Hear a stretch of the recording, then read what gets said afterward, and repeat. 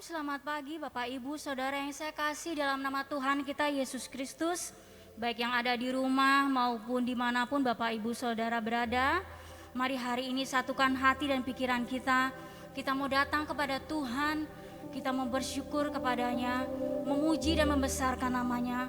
Sebab hanya Dia Allah satu-satunya yang layak kita agungkan dan tinggikan. Sebelum kita mulai ibadah ini, mari kita awali dengan doa. Haleluya. Bapa kami yang ada di dalam surga, segala pujian dan kemuliaan bagi-Mu Tuhan. Di pagi hari yang indah ini kami kembali datang di hadapan-Mu dengan penuh ucapan syukur. Dan hari ini kami mau mengatakan, Tuhan Yesus baik, sungguh amat baik dan teramat baik selalu dalam kehidupan kami. Karena kami tahu Tuhan, Engkau senantiasa hadir di sepanjang musim kehidupan kami. Dan Engkau memelihara begitu sempurna kehidupan kami, sehingga sampai detik hari ini kami tidak kurang suatu apapun. Kami memuji dan membesarkan nama-Mu. Itu sebabnya kami rindu hari ini. Kami ingin mengagungkan Engkau Tuhan. Terima kasih Bapa, kami serahkan ibadah ini ke dalam tangan-Mu. Kami akan percaya Tuhan melawat kami semua umat-Mu. Dimanapun umat-Mu berada Tuhan, Engkau akan melawat, memberikan kasih-Mu, roh-Mu, damai sejahtera, sukacita menyertai umat-Mu. Mereka yang sakit Tuhan sembuhkan, mereka yang lemah Tuhan kuatkan, mereka yang mengalami masalah, mengalami kesulitan, kami akan percaya Tuhan memberikan jalan keluar dan solusi, sehingga kami dapat bangkit, kami menjadi pemenang. Terima kasih Bapa, terpujilah nama-Mu. Kami serahkan ibadah ini di dalam tangan-Mu, dan kami awali ibadah ini hanya di dalam satu nama, Tuhan Yesus Kristus namanya. Mari semua yang percaya katakan amin. Amin.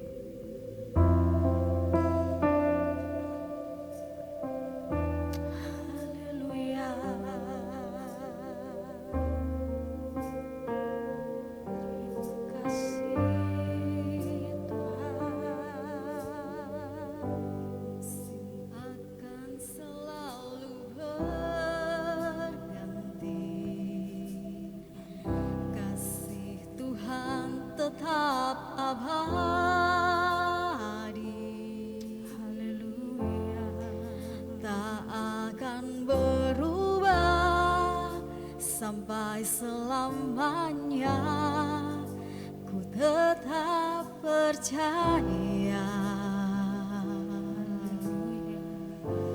Ku yakin Tuhan memberkati. Ku yakin Tuhan melindungi. Burung di udara Tuhan pelihara karena kasih-Nya. Tuhan selalu menolongku, selalu menjagaku. Sehelai rambutku tak akan terjatuh tanpa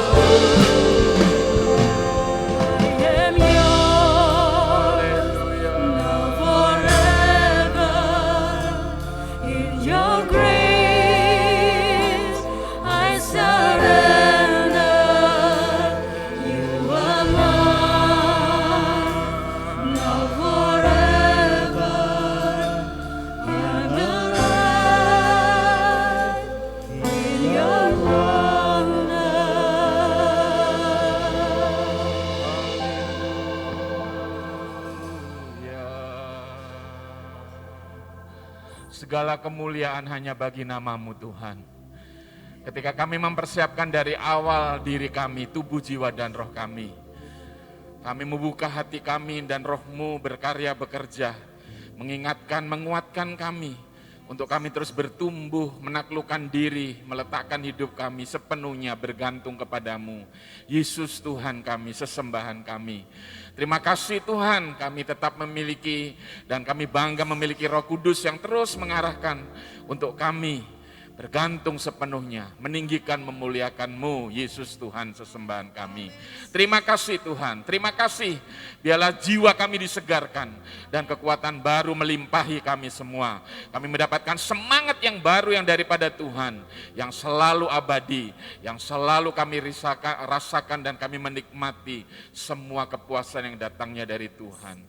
Terima kasih Tuhan, terima kasih memberkati tim ini dan kami semua yang hadir, baik yang ada di ruangan ini Tuhan, baik di ruangan Zoom dan di media YouTube, semua Tuhan akan diberkati oleh Tuhan. Kami akan lanjut terus di dalam ibadah ini mendengarkan kebenaran firman-Mu. Urapi kami dengan kuat kuasa dari Roh Kudus-Mu. Roh Kudus yang penuh kuasa itu akan memberikan pengertian, memberikan kepada kami Tuhan, untuk kami mendengar dan menjadi pelaku-pelaku firman. Urapi hamba-Mu, hikmat yang daripada Allah, rancangan yang khusus dari Allah, mewarnai, memenuhi hadirat-Mu Tuhan di dalam hati dan pikiran daripada hamba-Mu, sehingga hamba-Mu seturut dengan kehendak-Mu benar dengan benar menyeberangkan kebenaran firman-Mu. Sebaliknya kami yang mendengar, Tuhan mari Engkau berkarya bekerja, memberi pengertian, dan kami mau menjadi pelaku-pelaku firman. Datanglah kerajaan-Mu di tengah kami semua. Gereja-gereja yang ada di Denpasar yang saat ini beribadah, kami semua yang saat ini juga menikmati di dalam ibadah ini melalui Zoom maupun melalui YouTube, semua akan diberkati dan dilawat oleh Tuhan. Berfirmanlah Tuhan, kami siap mendengar. Di dalam nama Yesus kami belajar kebenaran firman-Mu pada pagi hari ini. Haleluya. Mari yang diberkati Tuhan sama-sama mengatakan amin, amin, haleluya. Silakan duduk kembali dan saudara-saudara semua yang ada di rumah juga akan menikmati lawatan Tuhan dan karya Tuhan ada dalam kehidupan kita semua. Shalom, selamat hari Minggu, selamat beribadah di dalam nama Tuhan Yesus Kristus. Mari kita akan belajar kebenaran firman Tuhan, kita akan lanjut terus pada hari ini Minggu yang kedua pada tanggal 8 Agustus. Kita topik yang sudah dicanangkan selama 1 tahun ini dan kita masuk pada hikmat yang daripada Allah bertalian dengan buah-buah yang baik.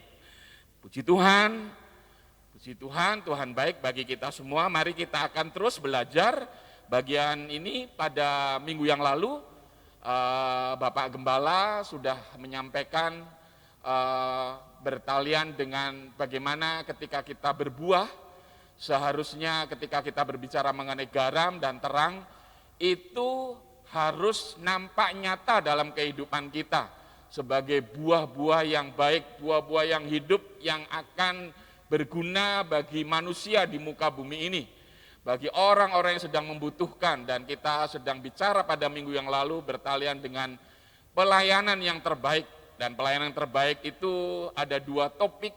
Ketika ada saudara-saudara kita yang terikat dalam dosa, bagaimana kita dengan buah-buah yang baik yang datangnya kekuatan dari Roh Kudus itu, kita sanggup dan kita akan melatih diri kita untuk melayani Tuhan.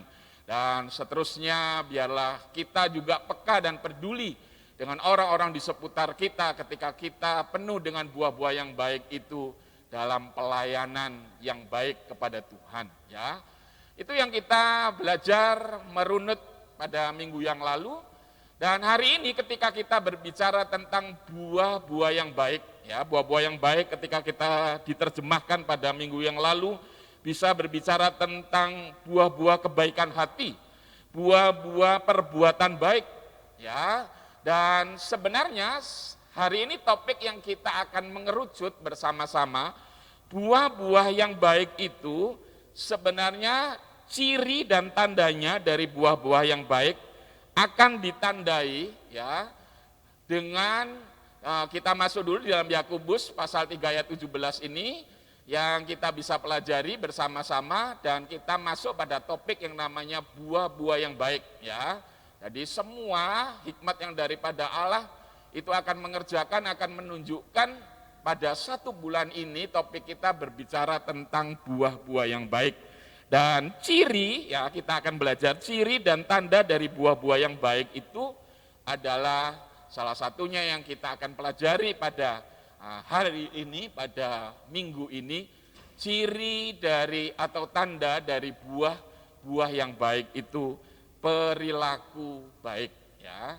Itu yang kita mau pelajari bersama-sama. Jadi orang-orang yang berbuah dalam kebaikan hati, orang-orang yang berbuah dalam perbuatan baik yang dikerjakan oleh Roh Kudus, selain dia punya kepekaan untuk melayani Tuhan, memberi hidupnya, menolong orang lain yang terbaik kepada Tuhan, maka sebenarnya kita akan belajar pada hari ini, kita akan melihat bahwa orang yang disebut buah-buah yang baik, buah kebaikan hati, buah dari perbuatan baik itu, maka akan nampak buahnya bagaimana dia berperilaku yang baik.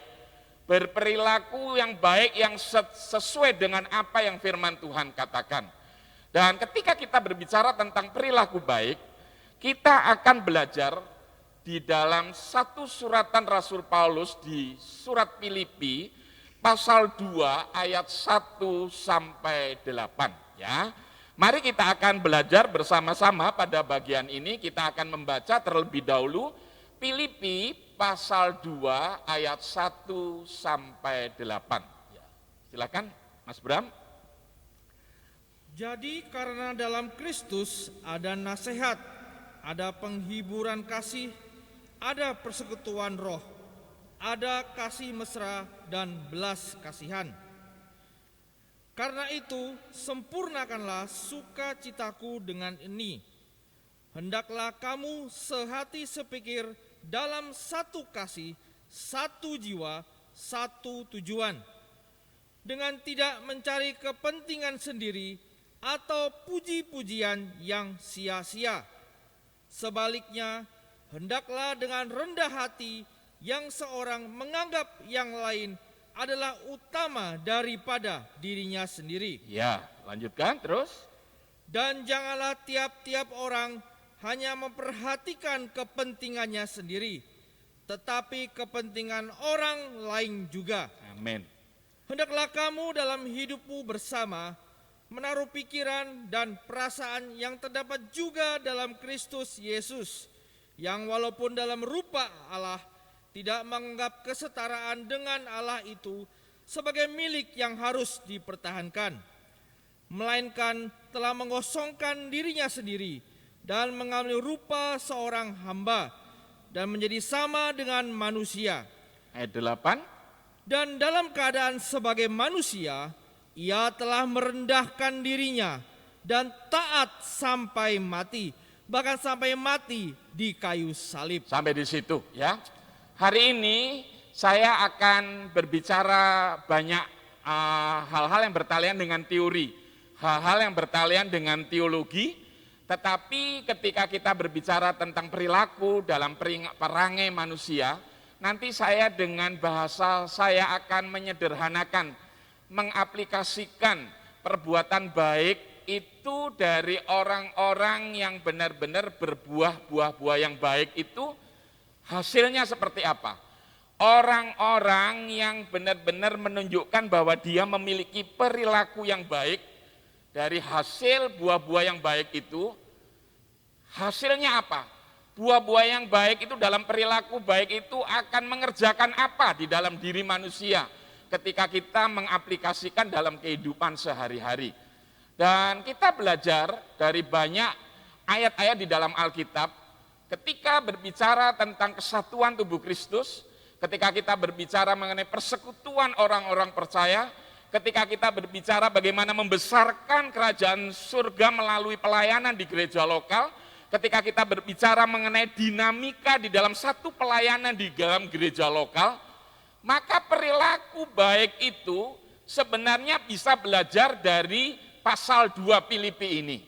Dan segala sesuatu yang dilakukan, dikerjakan oleh perilaku yang baik ini akan menunjukkan hasilnya, akan bisa dilihat dari orang-orang yang memiliki perilaku baik, dari buah-buah dari kebaikan itu akan nampak di dalam kehidupan sehari-hari kita yang diarahkan melalui Rasul Paulus, dan nanti akan diaplikasikan dalam kehidupan kita, di dalam kita berjemaat dengan sesama, ya. Jadi mari kita akan belajar 3 hal yang kita mau pelajari bersama-sama pada pagi hari ini, bertalian dengan perilaku baik. Perilaku baik itu kalau terus dihidupi, dikerjakan, maka yang pertama dalam kumpulan orang-orang percaya, perilaku baik itu akan mengerjakan yang namanya kerendahan hati. Yang lebih tepat lagi, akan menghasilkan buah yang namanya kerendahan hati dalam kumpulan orang-orang percaya. Saudaraku, ketika kita mau dipakai oleh Tuhan, ketika kita benar-benar mau menunjukkan bahwa kita adalah orang-orang yang memiliki buah-buah perbuatan baik dengan perilaku baik kita, maka saya dengan saudara diarahkan oleh Rasul Paulus, saya dengan saudara secara mendalam kepada unsur diri kita, dimulai dalam kehidupan kita, saya dengan saudara harus memiliki hasil dari perbuatan baik yang bisa dinikmati, dilihat oleh dunia ini, kerendahan hati kita. Ya, kerendahan hati kita.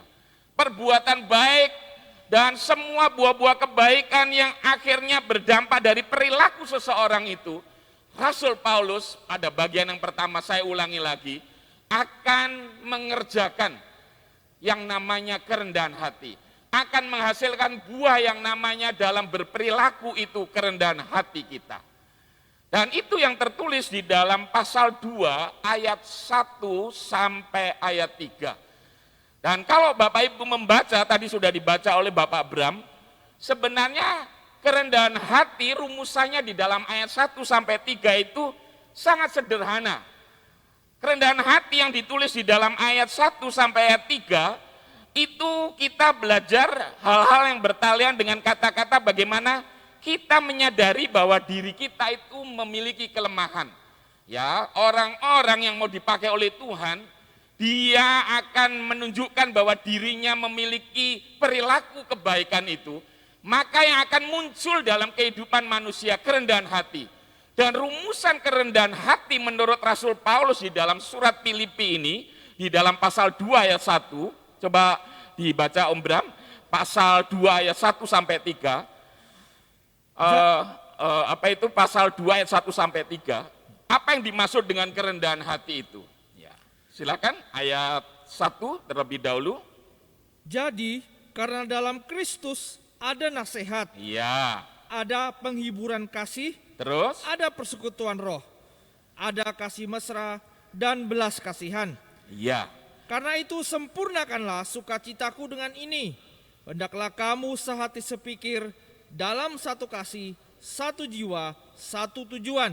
Iya. Dengan tidak mencari kepentingan sendiri atau puji-pujian yang sia-sia. Iya. Sebaliknya, hendaklah dengan rendah hati yang seorang menganggap yang lain lebih utama daripada dirinya sendiri. Jadi kalau kita belajar dari apa yang dikatakan oleh Rasul Paulus, saya dengan polos saja menafsirkan, ya, menerjemahkan bagian ini. Kerendahan hati itu adalah, kalau saya boleh merumuskan, adalah menyadari bahwa diri kita itu memiliki kelemahan. Makanya kita harus saling menolong, makanya kita harus saling menasehati, makanya kita harus saling menghibur, memberi semangat, mempererat dalam persekutuan roh, dalam kehidupan kita, dalam berjemaat, dalam hubungan rohani, dalam hubungan kita sesama, dalam kehidupan sehari-hari. Maka yang disebut kerendahan hati itu, saya dengan saudara menyadari bahwa kita ini tidak sempurna, memiliki kelemahan, dan kita saling membutuhkan, saling menolong, saling menasehati, dan saling menghibur, dan memberi semangat, dan mempererat dalam persekutuan roh. Itu yang disebut kerendahan hati, yang harus kita berjuangkan, yang harus kita hidupi, yang harus ada di dalam kehidupan kita. Kalau kita dikatakan oleh dunia ini bahwa kita yang berbuah-buah kebaikan baik itu berperilaku baik.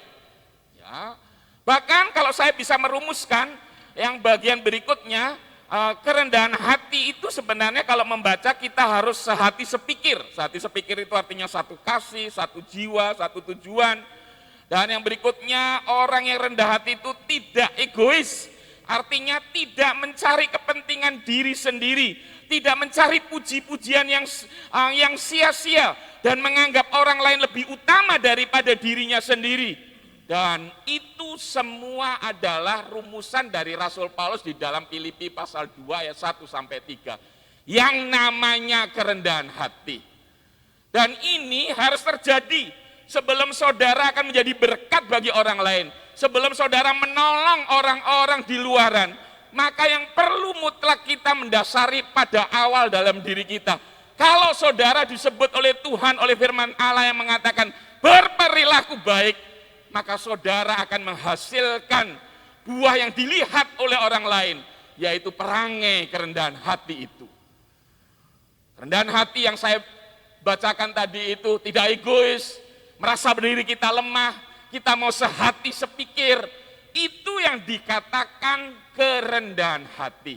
Seseorang tidak akan pernah bisa menjadi berkat bagi dunia ini dan dunia melihat bahwa diri kita memiliki perilaku yang baik kalau kita tidak menghidupi dari diri kita yang namanya kerendahan hati ini. Ya, ini bagian yang pertama yang kita bisa pelajari bertalian dengan perilaku yang baik. Kerendahan hati.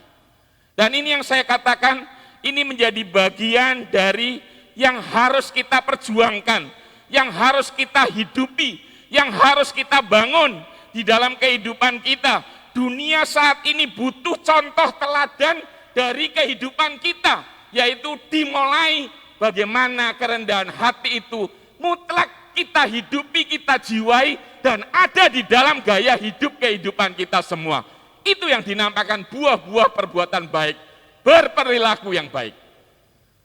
Bagian yang pertama, saudara dengan saya harus bisa mewarnai pada dunia ini, bisa dilihat bahwa saudara tidak suka bengkerengan, saudara tidak egois, saudara tidak terpecah belah, saudara tidak menganggap diri saudara paling superior, tapi saudara menyadari bahwa saudara saling membutuhkan, bahwa saudara ada memiliki kelemahan, dan kita saling menopang, saling menguatkan, sehati sepikir, dan kita tidak egois. Itu yang namanya, kata Rasul Paulus dalam skup lingkup dalam kitab Filipi pasal 2 ini, kerendahan hati. Kiranya ini akan menjadi doa kita, menjadi pergumulan kita, menjadi kerinduan kita. Dalam dunia yang semakin tidak menentu ini, saya saudara ketika mau dipakai oleh Tuhan, hidup saudara berdampak dengan buah-buah yang baik itu, maka saudara harus berjuang, menghidupi, dan saudara akan membangun yang namanya di dalam kehidupan kita, kerendahan hati. Yang kedua yang kita bisa pelajari bersama-sama pada bagian ini, perilaku baik itu mengerjakan kepedulian sosial. Perilaku yang baik itu akan menghasilkan buah perangai dalam kehidupan kita, kepedulian sosial. Itu yang tertulis di dalam ayat 4, Bapak Ibu, saudara-saudara. Mari kita akan membuka Alkitab kita dan membacanya. Mas Bram bisa bacakan ayat 4. Dan janganlah tiap-tiap orang hanya memperhatikan kepentingannya sendiri. Janganlah tiap-tiap orang hanya memperhatikan kepentingannya sendiri, tetapi kepentingan orang lain juga. Iya, dan saya memakai kata-kata yang dikatakan seorang yang bisa dilihat oleh dunia ini bahwa saudara berbuah yang namanya kebaikan hati, berbuah-buah yang namanya perbuatan yang baik, dan saudara mengatakan bahwa diri saudara berperilaku baik, maka buahnya, hasilnya dari berperilaku baik, kata Rasul Paulus di dalam kitab Filipi ini, saudara akan memiliki perangai yang namanya kepedulian sosial. Kepedulian sosial artinya jangan sampai kita memperhatikan kepentingan diri kita sendiri, tetapi kepentingan orang lain juga. Itu yang dinamakan dalam bahasa saya kepedulian sosial. Orang yang berperilaku baik, orang yang kelak akan menjadi berkat dan dunia membutuhkan pelayanan dari kehidupan kita, maka hasil yang dikerjakan dari perilaku baik itu adalah kepekaan, kepedulian sosial kita.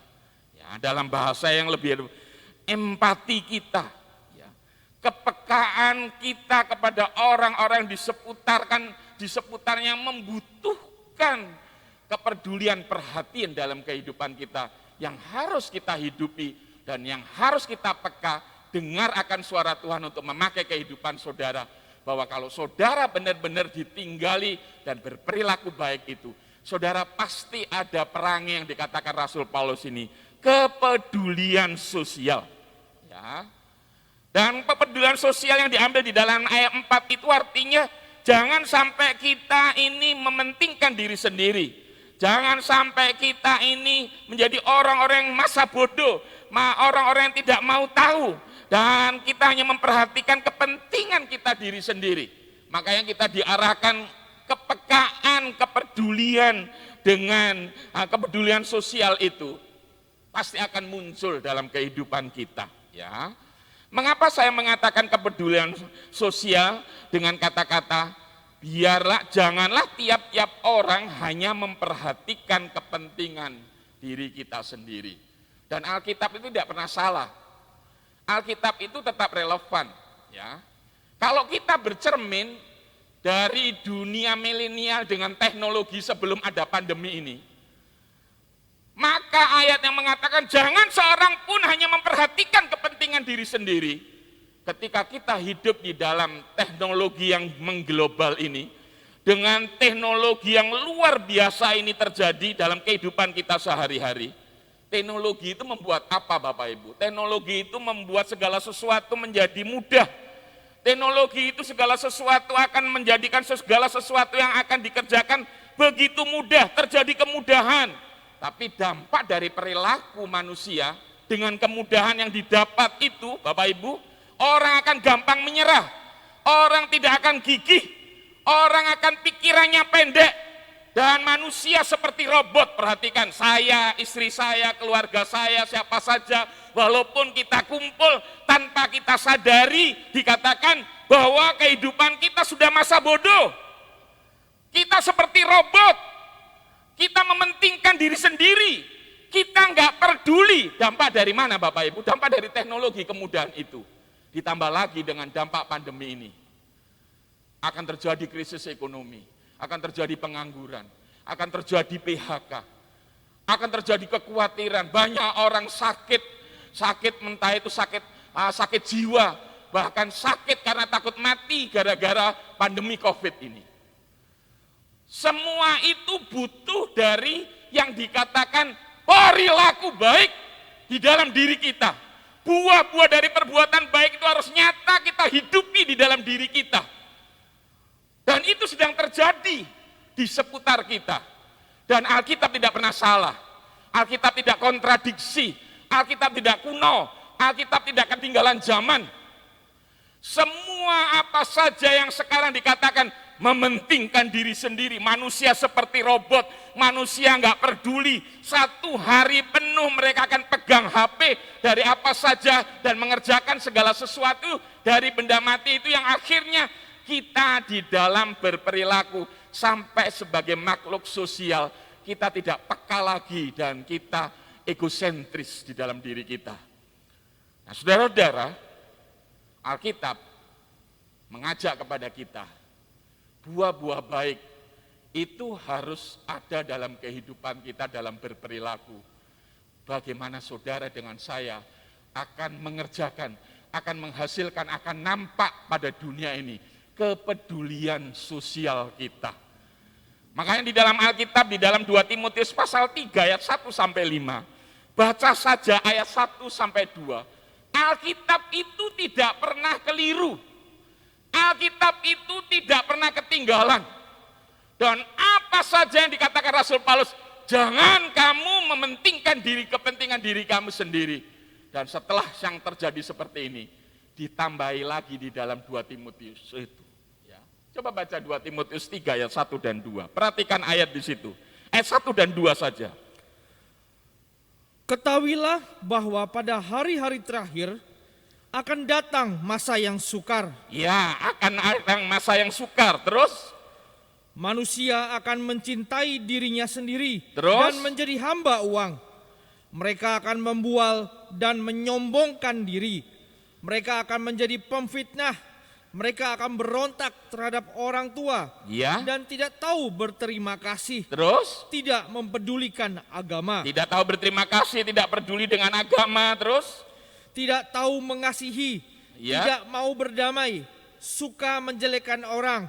Tidak dapat mengekang diri. Garang. Tidak suka yang baik. Terus? Suka mengkhianat. Tidak berpikir panjang. Tidak berpikir panjang. Terus? Berlagak tahu. Terus? Lebih menuruti hawa nafsu daripada menuruti Allah.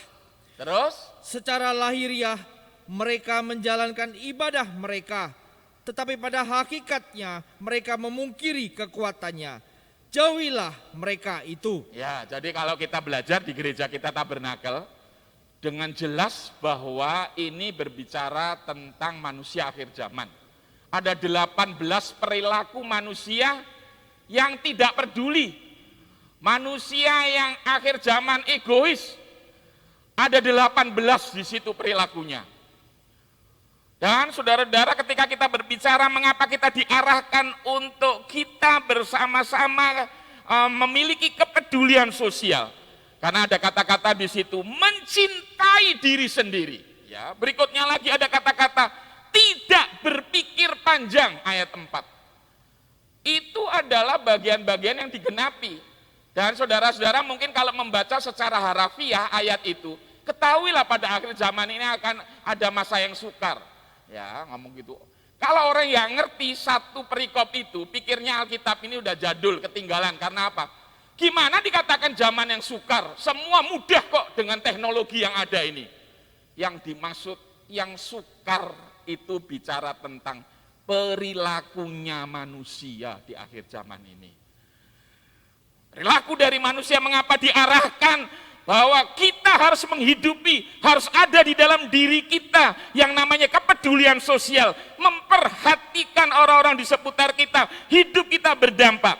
Karena Alkitab sudah mengatakan jauh sebelum itu, mulai dari Rasul Paulus kepada anak buahnya yang namanya Timotius yang disayangi itu, akan ada masa yang sukar dalam artian manusia dalam berperilaku semuanya itu yang dikatakan tidak berpikir panjang dan mencintai diri sendiri.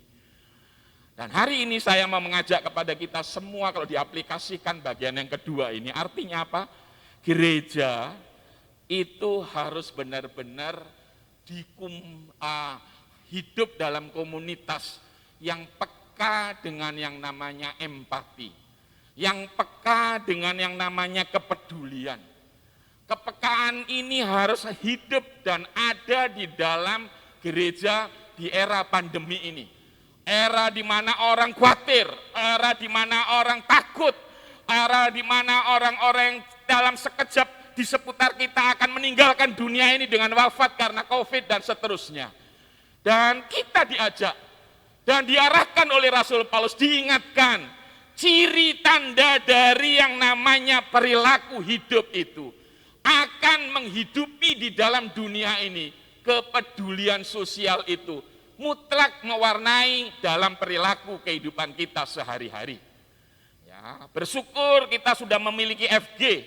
Artinya apa? Ketika kita membentuk FG, maka saya yang menjadi pelayan-pelayan dengan saudara dan orang-orang yang digembalakan dalam komunitas DG dan FG dan segala macam, mari kita tidak menuntut yang lainnya, tetapi benar-benar saudara-saudara akan menunjukkan setelah saudara benar-benar dikatakan dalam diri kita hal-hal yang membangun keteladanan dimulai dari diri kita dan akhirnya itu akan kita hidupi dalam kepedulian sosial kita kepada orang-orang yang sedang membutuhkan perhatian dalam kehidupan kita semua. Saudara, mungkin ada orang-orang tertentu di gereja ini yang tiba-tiba saya kirimi WA untuk ikut doa pagi jam 5. Dan orang-orang yang biasanya saya ajak untuk doa pagi itu karena apa? Karena pernah ikut doa pagi. Dan yang kedua, saya tahu bahwa dia memiliki wifi di rumah. Saya ketika ada di lapangan, terjun di dalam melayani dan melihat orang-orang di seputar. Banyak orang-orang yang beralasan dengan sungguh-sungguh bahwa ketika dia mau mengikuti ibadah, bukan fajar pagi ya, mengikuti ibadah tidak punya paket. Dan saya mengingatkan kepada saudara dengan sentilan saya mengirimkan WA itu supaya saudara ikut bersama-sama berpartisipasi, bahkan ketika ada bagian sampai 32 topik doa dan semuanya separuh itu berbicara tentang bagaimana saudara kita isoman dan terpapar dengan COVID. Saudara-saudara, bangkitkan kepedulian saudara. Saya mengajak kepada kita semua, dimulai dari FG, dimulai dari CG. Saudara-saudara, mari gaya hidup kita akan benar-benar berubah dan memprioritaskan kepentingan orang lain itu untuk bisa kita kerjakan, untuk kita berempati. Dan ketika kita bicara kepedulian sosial, ini berbicara bukan tentang pengorbanan, tetapi berbicara bagaimana saudara peka dan ketika saudara diberkati oleh Tuhan, saudara bisa bersama-sama guyup, bisa bersama-sama berdoa, bisa bersama-sama semangat memberikan waktu kita, karena Tuhan masih memberikan berkat punya wifi yang gratis itu, dan saudara bisa menopang dalam doa. Dan itu semua sebenarnya adalah buah dari yang namanya buah-buah yang baik, perbuatan baik yang bisa ditunjukkan dengan kata-kata perilaku baik. Dan ini benar-benar akan menolong kehidupan saudara semua. Saya ingin mengajak kepada kita, orang-orang di seputar kita ini sedang butuh empati. Kita sedang benar-benar peduli, kita benar-benar harus peduli dan peka kita dengan orang-orang di seputar kita yang sedang membutuhkan perhatian dari kehidupan kita semua. Karena kalau kita melihat di akhir zaman ini, dengan teknologi, dengan pandemi ini, orang benar-benar sudah putus asa, pikirannya pendek. Orang-orang di situ dikatakan mencintai diri sendiri. Dan itu gereja butuh dari kita semua. Ketika benar-benar Roh Kudus ada dalam kehidupan kita, ketika kita benar-benar disebut berperilaku baik itu, saudara harus mengerjakan, bisa menunjukkan kepada dunia ini bahwa saudara memiliki kepedulian sosial. Yang ketiga atau yang terakhir yang kita bisa pelajari bersama-sama Bapak Ibu, menurut Rasul Paulus di dalam Filipi pasal 2 ayat 1 sampai 8 ini. Ini membahas teologi yang sangat dalam, bertalian dengan ayat 5 sampai ayat 8. Dan ketika kita bicara mengenai perilaku baik itu akan mengerjakan, perilaku baik itu akan menghasilkan buah, yaitu perangai kerelaan untuk berkorban. Kerelaan untuk berkorban. Saudara, ketika saudara ingin menjadi berkat dan saudara peka dengan suara Tuhan, maka bukan hanya diri kita menjadi teladan, diri kita menjadi contoh yang baik, bukan hanya kita empati saja, tetapi ketika kita diberi kesempatan, entah itu tidak muluk-muluk, entah itu dalam kesederhanaan kita dan mungkin kekurangan kita, tapi Tuhan mengizinkan, mengarahkan kepada kita untuk kita berkorban dan menolong orang lain. Dan orang yang berperilaku baik, yang dikatakan berbuah-buah kebaikan, perbuatan baik itu, dia akan menunjukkan contoh kepada dunia ini. Mereka akan mengerjakan yang namanya kerelaan berkorban. Ya, saya akan bacakan per ayat dari ayat 5 sampai ayat 8. Nanti ketika baca satu ayat, saya akan artikan kepada saudara. Dan saya akan tunjukkan kata-kata yang sebenarnya itu sangat dalam, bertalian dalam ilmu di sekolah teologi namanya kristologi. Kalau kita berbicara tentang sukses, ketika berbicara tentang proses, ketika kita menjadi orang yang berhasil, maka saudara akan belajar hidup mau diproses, dimatikan dan bayar harga, baru Tuhan akan membangkitkan dan naikkan kehidupan kita. Tapi karena kita berbicara tentang buah-buah yang baik, kelakuan yang baik, maka ayat ini dalam skup yang lebih simpel bertalian dengan perilaku baik, maka orang yang berperilaku baik itu adalah orang yang rela berkorban. Seperti contohnya Tuhan kita, Tuhan Yesus Kristus. Coba baca ayat 5 terlebih dahulu. Ya. Ayat 5. Hendaklah kamu dalam hidupmu bersama menaruh pikiran dan perasaan yang terdapat juga dalam Kristus Yesus. Iya, jadi contohnya kalau mau rela berkorban itu seperti Yesus Kristus Tuhan kita.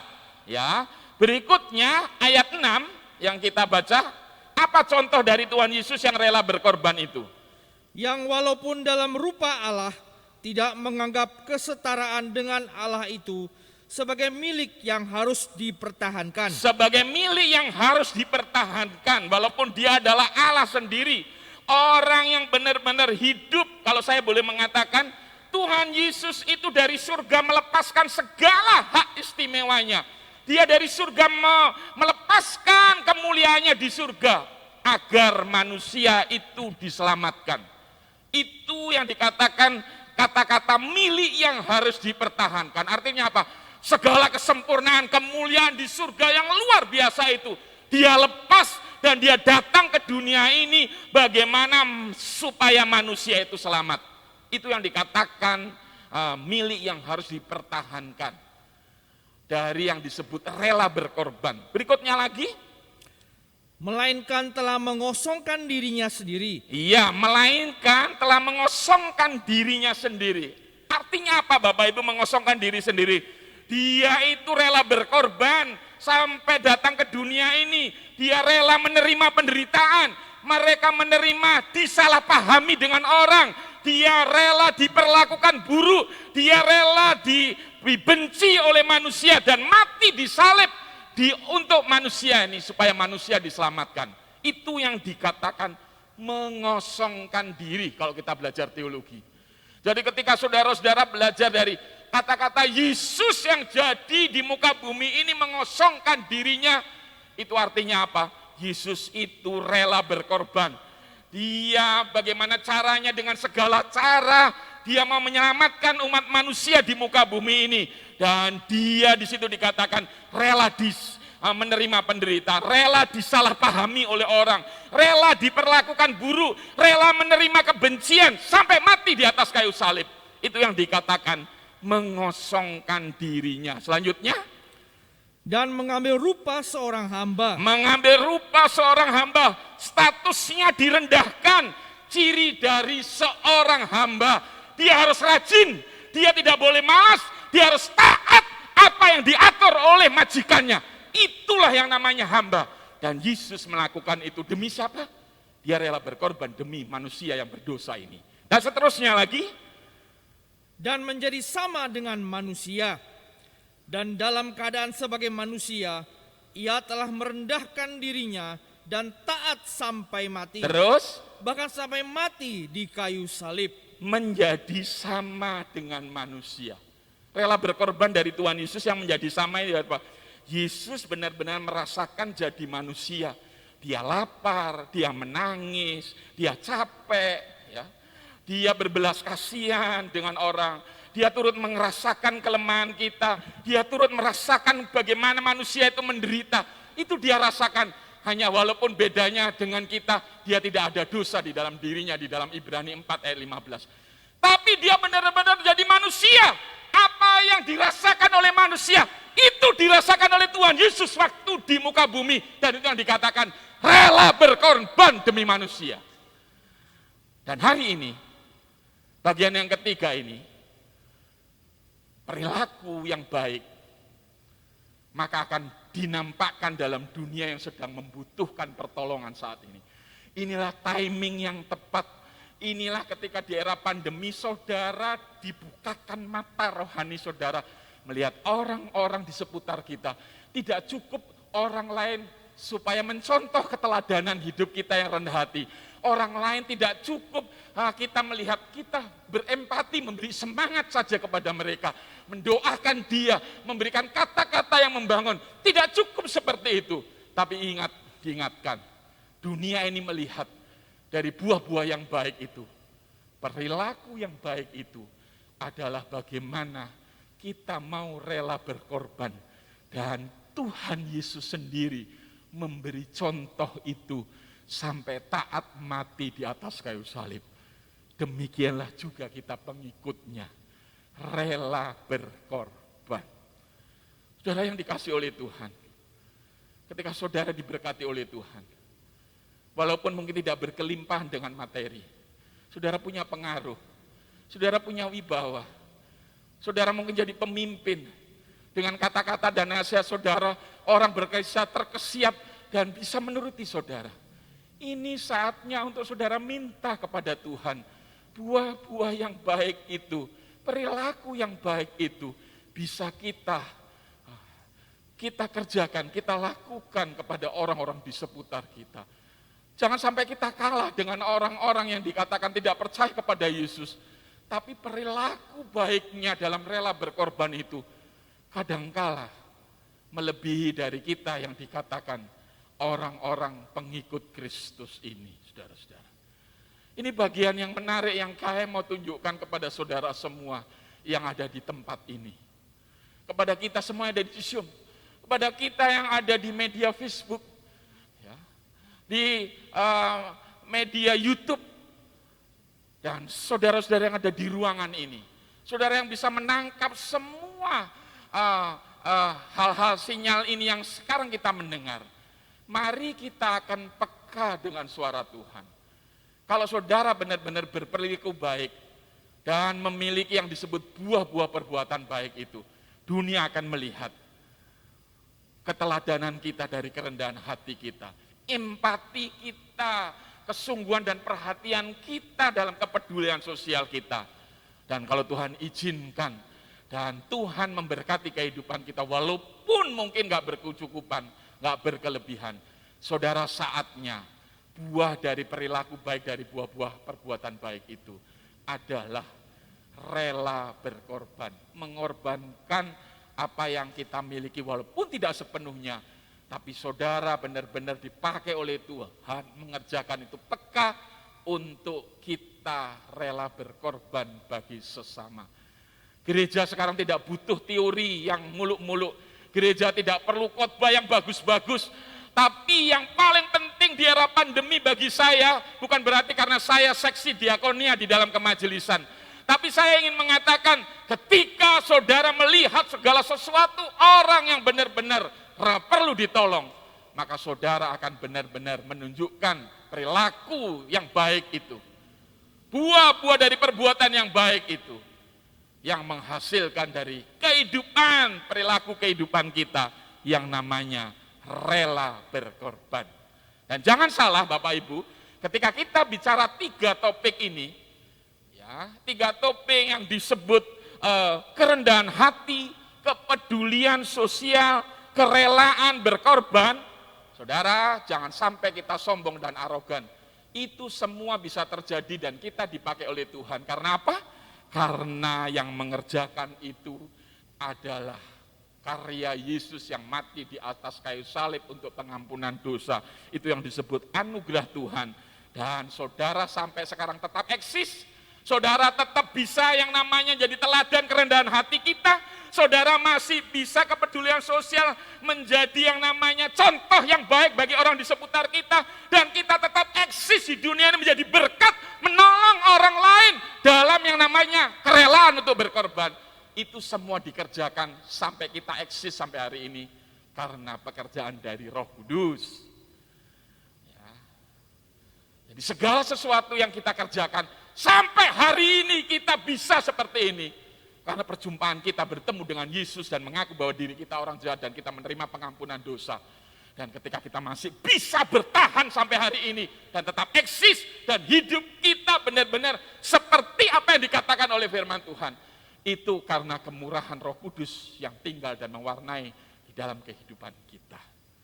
Sebagai penutup, yang saya mau tunjukkan kepada Bapak Ibu semua, penutup pada hari ini, ya, itu diambil di dalam Yehezkiel pasal 36 ayat 26. Ya, puji Tuhan. Haleluya.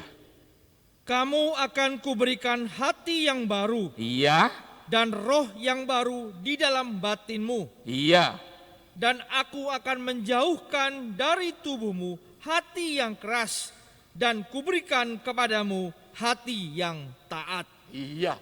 Jadi saudara-saudara, mari kita terus minta Roh Kudus setelah kita diselamatkan oleh Tuhan, setelah kita lahir baru. Mari terus kita bersandar dan bekerja sama dengan Roh Kudus. Karena salah satu pekerjaan dari Roh Kudus memperbaharui hati kita. Ketika kita gagal, ketika kita lemah, ketika kita dalam pencobaan dan kita mau meninggalkan Tuhan, sekali lagi Roh Kudus akan terus memperbaharui kehidupan kita. Dan orang yang menghidupi Roh Kudus akan menjadi orang yang taat. Dan ketika dia mendengar firman Tuhan, dia akan menjadi hal yang luar biasa. Yang namanya kerendahan hati, keteladanan kita bisa menjadi berkat. Yang namanya kepedulian sosial, empati kita dan perhatian kita dengan orang lain, itu terus akan eksis. Karena Roh Kudus itu selain memberi hati yang baru, kita akan taat akan firman-Nya dan melakukan apa yang diperintahkan oleh firman Tuhan. Dan yang paling dipentingkan perbuatan baik dalam perilaku hidup kita. Saudara akan mengerjakan yang namanya rela berkorban. Dan saudara akan melakukan itu karena ada Roh Kudus yang tinggal di dalam diri kita yang senantiasa memperbaharui. Dan kita akan taat akan perintah Tuhan. Karena firman-Nya yang menyuruh itu. Dan kita akan menjadi berkat bagi dunia ini. Amen. Mari berperilaku baik. Mari kita hidup untuk terus lahir baru, terima Yesus sebagai Tuhan dan Juru Selamat kita. Sebagai model yang utama, yang paling mendasar. Dan setelah itu kita terus hidup dalam persekutuan oleh Roh Kudus. Sehingga hidup kita tetap eksis dan menjadi berkat. Berperilaku baik. Dan itulah buah-buah yang namanya yang baik. Dan yang harus terjadi dalam kehidupan kita semua. Mohon pertolongan kekuatan dari Tuhan. Kiranya firman-Nya ini akan menerjemahkan lebih luas, lebih dalam, memberi pengertian dan memberi kerinduan kepada kita. Tuhan, saya akan menjadi orang-orang tidak puas hanya lahir baru percaya kepada Yesus, tapi mau ditinggali oleh Roh Kudus. Karena salah satu pekerjaan Roh Kudus akan memperbarui hati kami, dan kami menjadi orang yang taat, dan hidup kami berdampak. Bukan hanya keteladanan kami dalam kerendahan hati, bukan hanya kami empati, peduli dan menolong, dan peka dengan orang-orang di seputar kami dengan perhatian kami.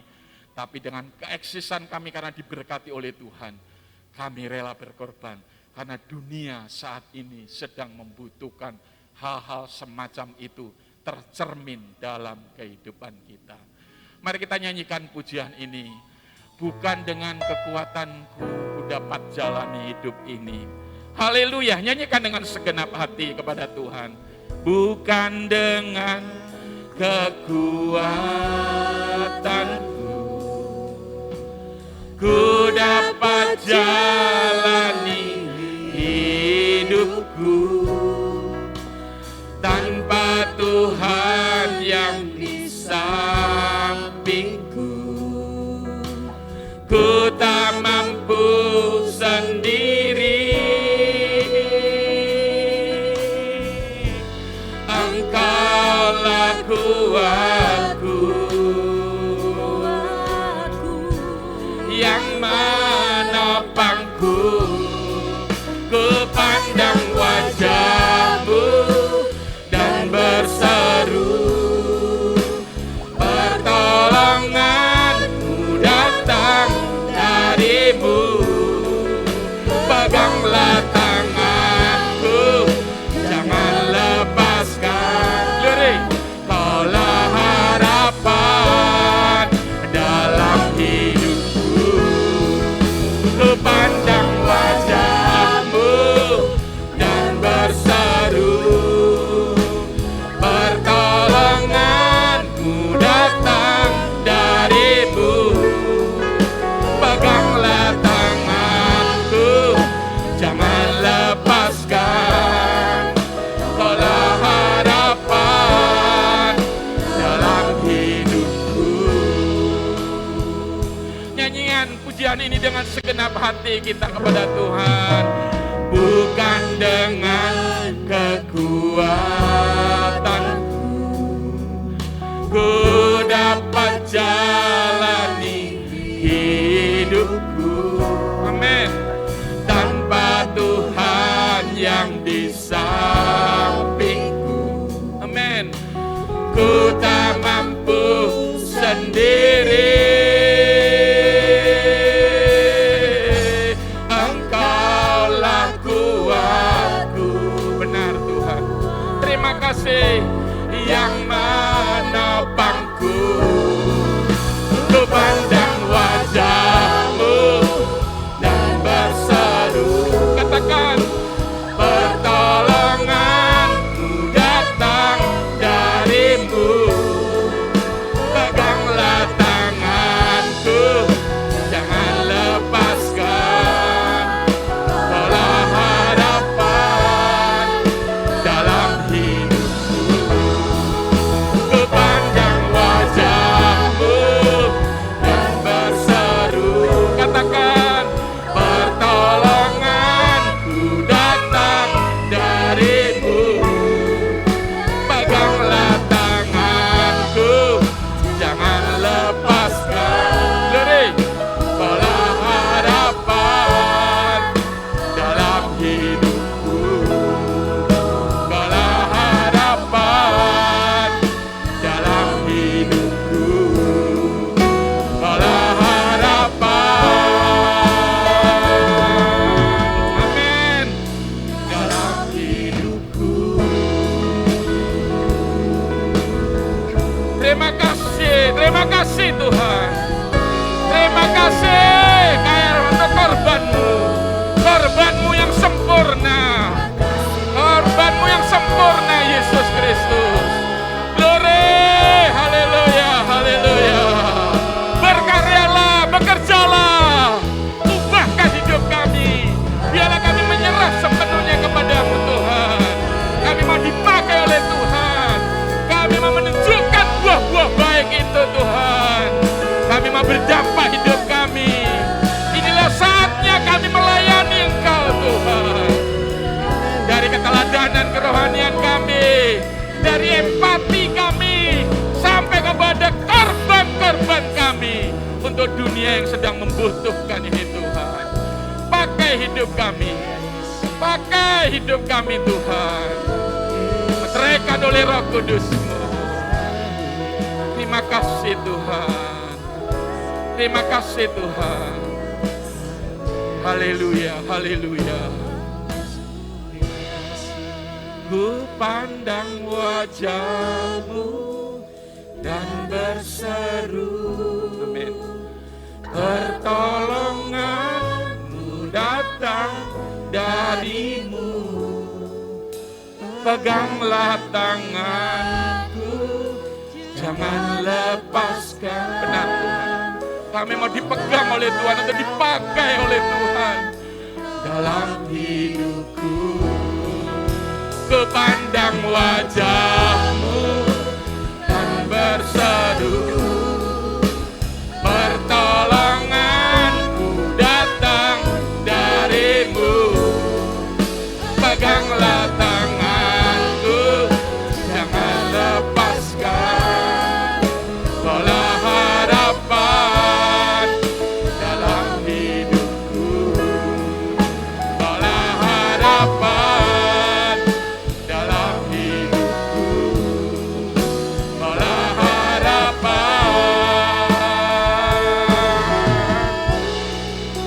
dalam hidupku. Kami bersorak di dalam nama-Mu. Kami bangga memiliki Yesus yang sempurna pengorbanannya. Bahkan ketika kami masih hidup di muka bumi ini, Roh Kudus yang membuat kami tetap eksis, dipakai oleh Tuhan mempermuliakan nama-Mu. Terima kasih Tuhan. Berkaryalah terus. Meteraikan Roh Kudus-Mu, meteraikan firman-Mu oleh Roh Kudus-Mu dalam kehidupan kami. Terima kasih Tuhan. Terjemahkan lebih luas, lebih dalam. Dan kami mau dipakai oleh Tuhan. Kami membuka hati kami. Dan kami mau dipakai oleh Tuhan. Peka akan suara-Mu. membesarkan kerajaan-Mu, mempermuliakan Engkau dari kehidupan kami pribadi lepas pribadi. Terima kasih Tuhan. Kami segera akan mengakhiri ibadah ini. Kami berdoa untuk saudara-saudara kami yang hari ini berulang tahun pada tanggal 8 Agustus. Niketut Alit Swardani, ulang tahun yang ke-41. Sinta Santika Dewi, ulang tahun yang ke-20. Bapak Argo Parwoto, ulang tahun yang ke-49. Demikian juga pada hari ini ulang tahun pernikahan Bapak Andreas Aris Utomo dengan Ibu Dwi Kurnianing Tias, ulang tahun pernikahan yang ke-6. Saudara Yahya Kurniawan dengan Ibu Gusti Ayu Putri Sritini yang hari ini melayani bersama dengan kami, tanggal ulang tahun yang ke-3 ulang tahun pernikahan. Bapak Andi Christian Filipus dengan Ibu Yunik Kurnia Susanto yang ada di Kanada, hari ini juga berulang tahun pernikahan ke-12. Kami serahkan Tuhan hamba-Mu kepada Tuhan, semua orang yang disebut namanya. Tuhan akan memberkati, Tuhan akan melawat, mengasihi dia. Dan firman-Mu hari ini melandasi untuk next level, hidup kami akan lebih baik. Kami mengerjakan dan pekakan suara-Mu, menjadi orang-orang yang menghidupi firman-Mu. Dan kami menjadi orang-orang yang membesarkan kerajaan-Mu. Bertalian dengan kesehatan, bertalian dengan ekonomi, bertalian dengan apa saja yang sedang dia gumuli di hari ulang tahunnya. Tuhan memberkati, Tuhan mengasihi, Tuhan melawat mereka. Dan lebih daripada itu, kerohanian tetap stabil dan prima. Dan nama-Mu tetap akan diagungkan dalam hidup, dalam ulang tahun dan di dalam ulang tahun pernikahannya. Memberkati para pelayan yang sudah menghandle pelayanan. Memberkati persembahan-persembahan yang sudah dimasukkan di dalam kotak-kotak persembahan. Mampu transfer ke dalam bank, Tuhan juga memberkati. Dan kami akan terus belajar Tuhan. Hidup kami seperti yang difirmankan hari ini, berperilaku baik. Terima kasih Tuhan, terpujilah nama-Mu. Kami akan mengakhiri persekutuan ini, dan kami akan tutup ibadah ini. Dan sepekan dari kegiatan gereja ini, melalui Zoom, melalui YouTube, semua Tuhan diberkati oleh Tuhan. Berkaryalah terus, nyatakanlah kuat kuasa-Mu. Dalam nama Yesus, kami akan tutup ibadah ini. Terpujilah nama-Mu. Mari kita terima berkat dari Tuhan. Angkat dua belah tangan-Mu dengan tangan tengadah. Kita terima berkat dari Tuhan. Anugerah dan berkat yang berkelimpahan dari Allah Bapa, kasih sayang dan cintanya dari Tuhan Yesus Kristus, disertakan dengan persekutuan dan damai sejahtera dari Allah Roh Kudus, itu akan tinggal memenuhi dan dilimpahkan dalam kehidupan kita semua. Dari pagi ini, besok seterusnya, sampai Tuhan Maranatha menjemput kita semua. Pulanglah dengan membawa kemenangan, terimalah berkat, dan jadilah berkat. Mari yang diberkati Tuhan sama-sama mengatakan, amin. Selamat hari Minggu, selamat berkiprah, bekerja seminggu ke depan. Tuhan memberkati kita semua. Amin.